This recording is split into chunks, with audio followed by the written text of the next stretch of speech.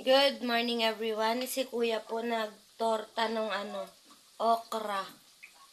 Tortang okra po yan. Gawa ni Kuya. Yan, no? Yan. Yan. Super yummy and super crunchy. Tapos next day daw po crispy kangkong naman daw po gagawin.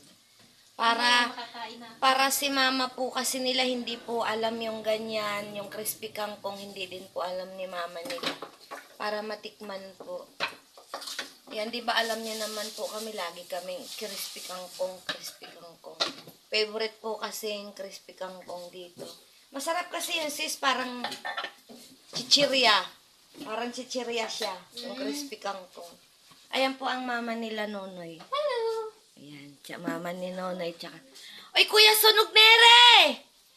Ayan, thank you so much for watching everyone. Bye po.